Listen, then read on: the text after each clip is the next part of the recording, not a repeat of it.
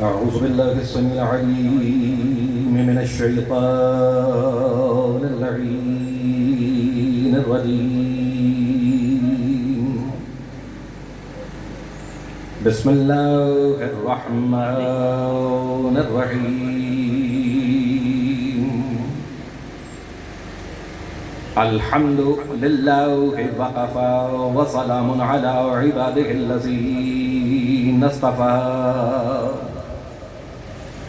خصوصا على سيد الأنبياء محمد المصطفى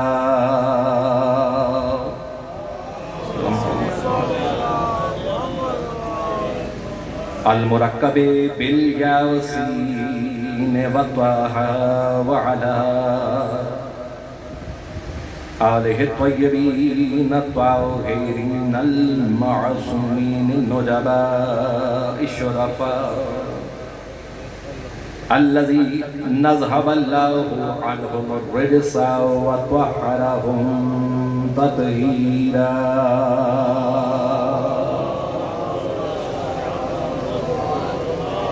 ولعنة الله على الملعونين من يومنا هذا إلى قيام يوم الجزاء.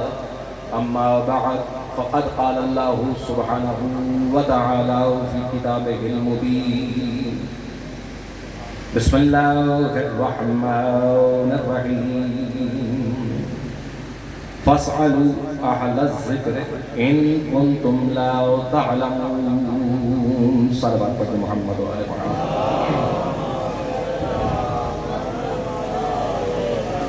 آپ سب سے ملتمس میں سن کے ایک مرتبہ سورہ فاتحہ جمع مرحومین مومن مومنات محبین محمد و آل محمد شہداء محمد جعفریہ و بالخصوص علامہ عاشق حسین گلگئی صاحب اللہ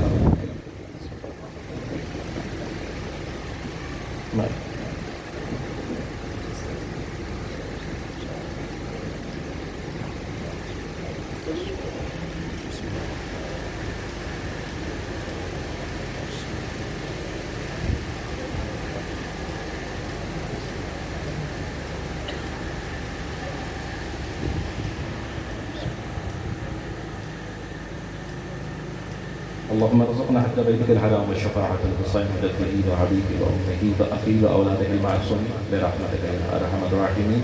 دعاؤهم كما عليك من حبيب حسنی و صدقات الرسول جناب سید سجاد علیہ الصلوۃ والسلام کا واسطہ آپ جو بھی دعائیں جو بھی حاجات اپنے دل میں لے ہوئے بچے عزا پر مالک اپنے بارگاہ میں مقبول و منظور فرمائے. ہم سب کا یہاں آنا، ذکر کرنا اور سننا اپنی بارگاہ میں مقبول و منظور فرمائے. اور جہاں جہاں مومنین و مومنات محبین محمد و آل محمد علیہ السلام عزاداران سید الشہداء مصروف اذان ہے، مالک سب کی جان مال عزت آبرو کی حفاظت و برکت عطا فرمائے. اور سب دعاؤں کی ایک دعا جو ہماری دعاؤں کی مقبولیت کی شرط ہے کہ مالک ہمارے وارث حقیقی کے ظہور میں تاجر فرمائے. ان سب دعاؤں کی مقبولیت کے لیے ایک مرتبہ بلند تر صلوات محمد و آل محمد.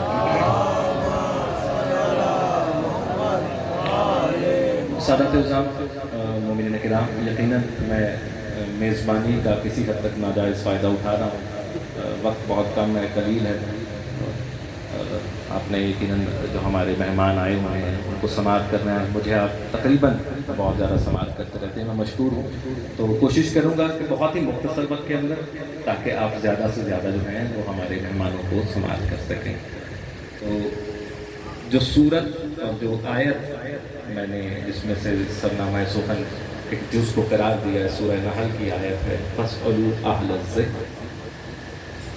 پوچھ لو، سوال کرنا اہل ذکر سے اگر تم نہیں جانتے. یعنی کہ نہ جاننا ہو تو آپ کو قرآن کہہ رہا ہے کہ آپ نے اہل ذکر سے سوال کرنا. بہت ہی عجیب آیت ہے، اور اگر آپ اس پہ تھوڑا سا غور کریں جو قرآن پڑھنے والے ہیں یقیناً ان کو سمجھ آئے گی اس بات کی کہ فَاسْأَلُوا أَهْلَ الذِّكْرِ. پوچھو کن سے، سوال کن سے کرو؟ اہل ذکر سے. ان کنتم لا تعلمون، اگر تم علم نہیں رکھتے. یہیں پر آپ جب آیت کے پچھلے حصے پر توجہ کریں گے تو آپ کو تھوڑی سی سمجھ آئے گی. قرآن ہے، قرآن کی آیت ہے. فَاسْأَلُوا أَهْلَ الذِّكْرِ، اہل ذکر سے سوال کرو. کس صورت میں؟ ان کنتم لا تعلمون، اگر تم علم نہیں رکھتے. ہونا تو یہ چاہیے سوال کرو کن سے؟ اگر تم علم نہیں رکھتے علم والوں سے. سوال تو ہونا چاہیے علم والوں سے. لیکن قرآن کیا کہہ رہا ہے کہ اگر علم نہیں ہے تو پھر اہل ذکر سے پوچھو. ماشاءاللہ ماشاءاللہ ماشاءاللہ. اللہ نہیں کہہ رہا کہ اہل علم سے سوال کرو. اللہ فرما رہا ہے کہ اہل ذکر سے پوچھو. تو پتہ چلا کہ علم اور ذکر میں کچھ نہ کچھ فرق ہے. میرے نوجوان سماعت فرما رہے ہیں ان چیزوں کو میں تھوڑا سا اور واضح کرتا ہوں اس مختصر وقت میں. دیکھیں علم میں اور ذکر میں کیا فرق ہے. یہ میں کوئی اپنی طرف سے نہیں بیان کر رہا, لیکن علماء کی سنی باتیں کچھ تھوڑا بہت پڑھا, اور پھر اگر آپ قرآن بھی نہیں کر رہے ہیں تو آپ پھر تھوڑی بہت چیزیں جو ہیں آپ کی معرفت کے حساب سے کھلتی چلی جا رہی ہے. ذکر اور علم. کیوں نہیں کہا گیا کہ اہل علم سے سوال کرو, اور کیوں کہا گیا کہ اہل ذکر سے سوال کرو؟ یہ ایک اہم سوال ہے اس آیت کے بعد. علم میں مدارج ہوتے ہیں, علم کے مدارج ہوتے ہیں. قرآن خود کہتا ہے کہ ہم نے ہر عالم پر ایک اور عالم کو قائم کیا. سمجھ رہے ہیں اس بات کہ ہر عالم کے اوپر ایک اور, ہر علم والے کے اوپر ایک اور علم والا ہوتا ہے. یعنی علم کے درجے. ہو سکتا ہے سوال کرنے والا جب کسی علم والے کے پاس سوال لے کر جائے تو وہ کہہ دے کہ یہ میرے علم میں نہیں ہے, جیسا کہ ہوتا ہے.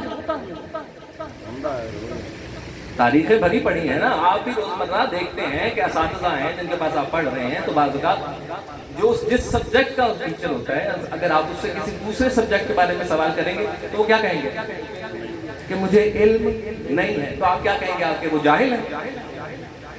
علم ہے ان کے پاس لیکن ایک درجہ ہے, اس کے بعد ایک اور درجہ ہے. تو جب آپ ان کے پاس جائیں گے تو یقیناً وہ آپ کے سوال کا جواب دیں گے. یعنی علم کے مدارج, درجے, ہر کوئی علم کے درجے پر نہیں. جب آپ کسی ایسے کے پاس اپنے سوال کو لے کر جائیں گے کہ جس کے پاس علم نہیں ہوگا, تو اس کا مطلب کیا ہے کہ آپ جواب سے محروم رہ جائیں گے. خداوند متعال کہتا ہے کہ سوال آئے گا, جواب سے محروم نہیں ہونا. طریقہ ہم بتاتے ہیں,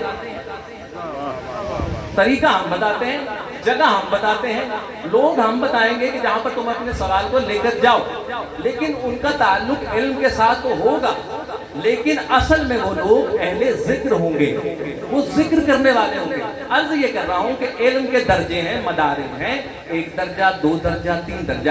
آپ یہاں سے سمجھیے کہ آپ کے اور میرے آخری پیغمبر حضرت محمد مصطفیٰ صلی اللہ علیہ وآلہ وسلم, بلند آواز سے صلوات پڑھیے گا.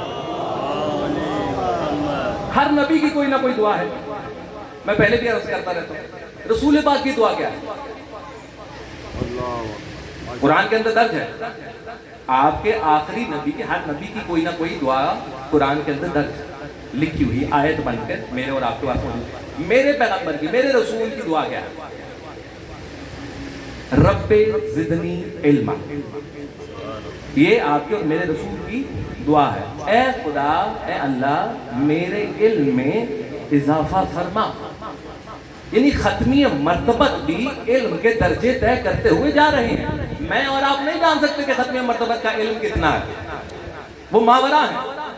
لیکن اگر رسول خود خدا سے کہہ رہا ہے کہ رب زدنی علما, اس کا مطلب ہے کہ علم کی کوئی حد نہیں ہے. ہو سکتا ہے کہ کہیں جا کر کوئی سوال کرے عالم سمجھ کر, لیکن وہ جواب نہ دے, کیونکہ وہ اہل ذکر میں سے نہیں ہے. ہم نے دیکھا تاریخ میں, ہم نے پڑھا, ہم نے سنا, سوال آیا, جواب نہیں آیا, پھر کہا بلاؤ فلاں کو جو اہل ذکر سے ہے. سمجھ رہے ہیں بات کو؟ یعنی کہ یہ نہیں کہہ سکتے کہ جاہل تھے, لیکن علم کے اس درجے پر نہیں تھے, تو اپنے سے بڑے عالم تھے. اب سمجھنا یہ ہے کہ علم میں اور ذکر میں فرق کیا ہے.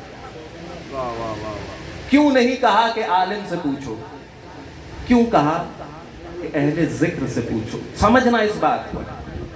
بڑی لمبی گفتگو ہو سکتی ہے اس کے اوپر, قرآن کی بہت سی آیات ہیں, لیکن چلیں اس مجلس کے صدقے میرا نوجوان آج اس چیز کو اپنے ساتھ لے کر جائے گا.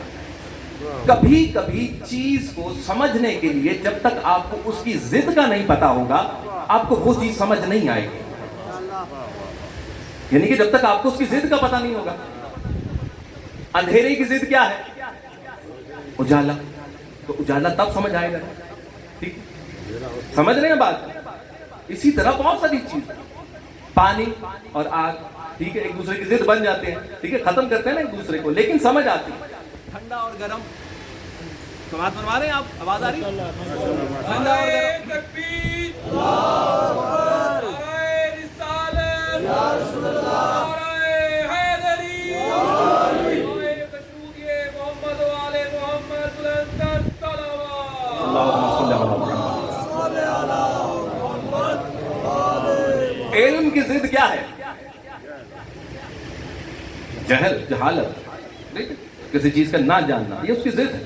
تو جب تک کوئی جاہل نہیں ہوگا عالم کا پتہ نہیں چلتا، یہ علم کا پتہ نہیں چلتا. ذکر کی ضد کیا ہے؟ بڑی خوبصورت بات. جب تک آپ کو ذکر کی ضد کا نہیں پتہ چلے گا یہ آیت سمجھ میں نہیں آئے گی کہ اللہ نے کیوں کہا کہ اہل ذکر سے سوال کرو. سمجھنا ہوگا. تو میرا نوجوان جب قرآن کھولے تو ان چیزوں کو ڈھونڈے کہ کیوں کہا گیا اہل ذکر. ذکر کی ضد ہے غفلت. سمجھ رہے ہیں بات کو؟ ذکر کی ضد کیا ہے؟ غفلت. علم کی جہالت. یعنی کہ عالم کے اندر یہ چیز ہے کہ کبھی نہ کبھی غافل ہو سکتا ہے، لیکن جو ذاکر ہے، اہل ذکر ہے، وہ کبھی غافل نہیں ہوتا. اس لیے کہا کہ جب بھی سوال ہو تو اس سے کرنا. جو ایک لمحے کے لیے بھی یاد خدا سے غافل نہ ہو، جو بھولے نہیں خدا کو، جس کی توجہ ہر وقت اپنے معبود کی طرف ہو، جس کی نظر ہر وقت مرضی الہی پر ہو، وہ ہوتا ہے ذاکر. اسی لیے کہا گیا کہ اہل ذکر سے سوال کرنا. اور پھر ایک اور خوبصورت بات، یہ نہیں کہا گیا کہ یہ پوچھنا اور یہ نہ پوچھنا. سماعت کر رہے ہیں؟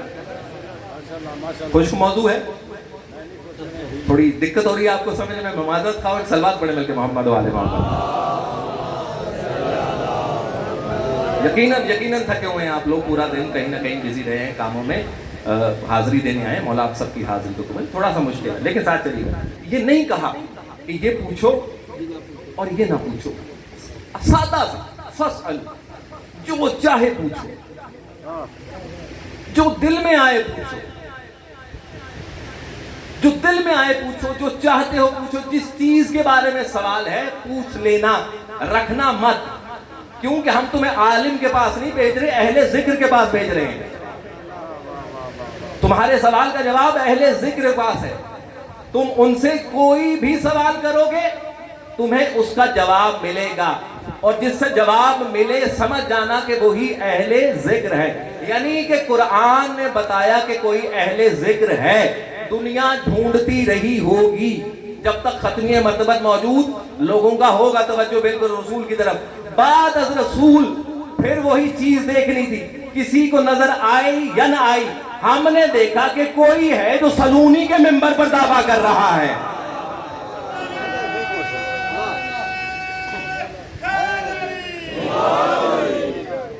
کوئی ہے جو سلونی کے منبر پر دعویٰ کر رہا ہے، اور وہ یہ نہیں کہہ رہا کہ یہ پوچھو اور یہ مت پوچھو. جو پوچھنا چاہتے ہو پوچھو. اور پھر لوگوں نے زبانیں کھولی. وہ کہا جاتا ہے نا کہ زبان کھولو تاکہ تم پہچانے جاؤ. تو جب علی جیسا منبر پر بیٹھ کے کہہ رہا ہے سوال کرو، جو پوچھنا چاہتے ہیں، تو اب لوگوں نے اپنی زبان کھول کر اپنی علمیت کو علی کے سامنے رکھا.